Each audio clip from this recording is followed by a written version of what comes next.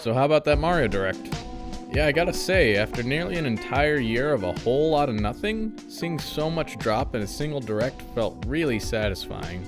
Sorry, partner showcases, you just don't really do it for me. We got a Battle Royale Mario game, an inevitable Wii U port with some bonuses, and the worst kept secret in gaming history. But also, who gives a fuck that it wasn't a surprise? We've all known this game was coming since February, but even so, I still got excited when I saw it. I can play Mario Sunshine on my Switch? That alone justifies the price tag for me. But my excitement was stopped in its tracks when I noticed something shocking in the Direct. They took out Solange Bowser. And then, I was even more shocked by this. Edition of the game will be available for a limited time until the end of March 2021. Only available until March 31st, 2021? This news gave me pause. Of course, this wouldn't be an issue for me. I'm gonna get the game on launch, and it's not like Nintendo is gonna take the game away from me once April comes around. Or I hope they're not. But then, something began to change. The more I thought about it, the more I realized this might actually be a good thing. Mario 3D All-Stars limited availability might be the thing that leads to us getting GameCube games on the Switch.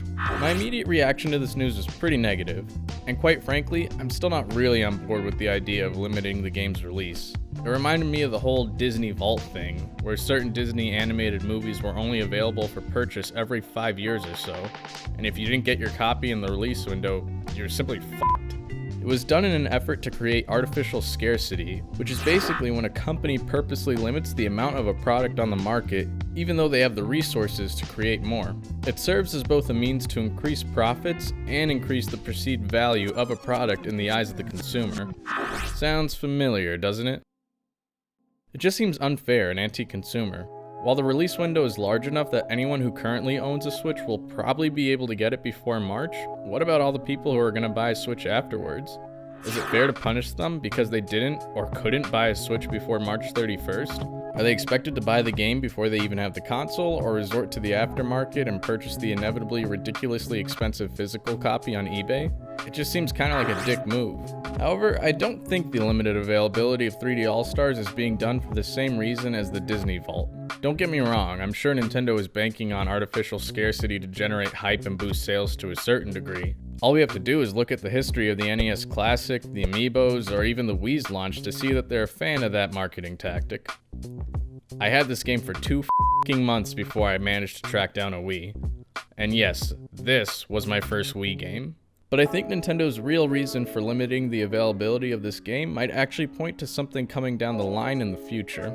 Think about it, really.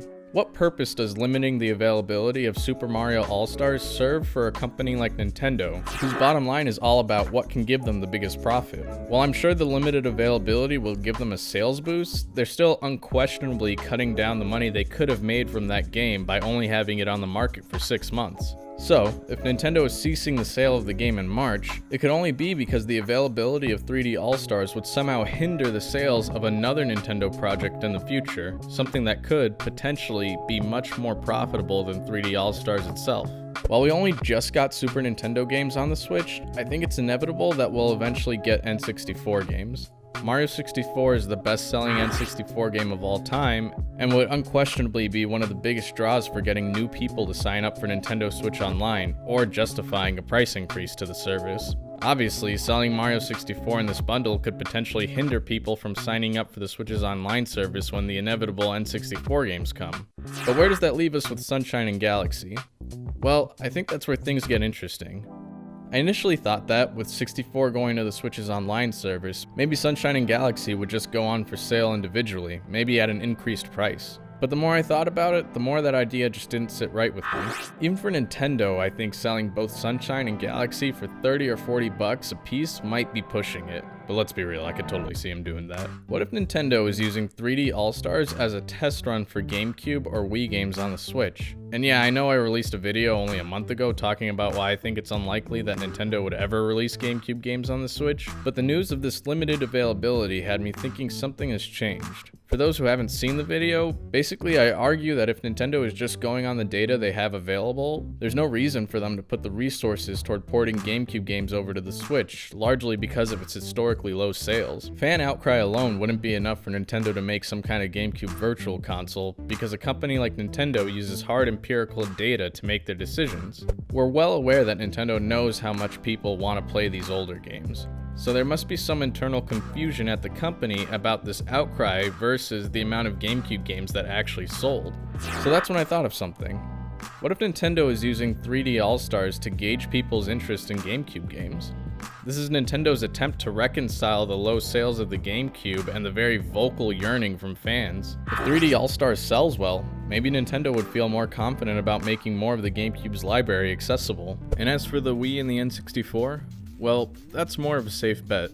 Nintendo knows those games would do well in their subscription service. If anything, the presence of those games make it more likely that Nintendo plans on re-releasing this stuff in some form. Another point of note is that there's kind of a precedent for this. In 2018, Reggie mentioned that Nintendo always thought of the NES and SNES Classic systems as limited time opportunities. When specifically asked about the chances of an N64 Mini, Reggie said this: "So while consumers may have been anticipating something, we view these as limited time opportunities.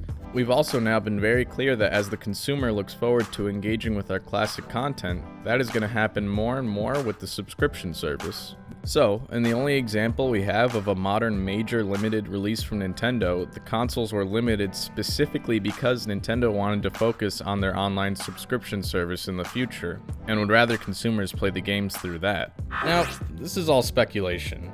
I don't have an uncle who works at Nintendo, and I could be completely wrong about all of this. Look, I mean, I could even see a version of this where Nintendo has no plans, and 3D All-Stars just falls off the eShop with no alternative means to play these games on the Switch coming at all. That would absolutely suck, but at the same time, it totally sounds like a move Nintendo would pull. In the end, no matter what, I'm still not a fan of the limited availability of 3D All-Stars. I just hope it's done for a reason, and that these games will be readily available and accessible for those who played them as a kid and those who never got to experience them the first time around. I do think Nintendo gets away with this anti-consumer stuff more than other companies, and you know how they get away with it? Because 5 seconds after I found out about the limited availability, I pre-ordered the physical copy on Amazon.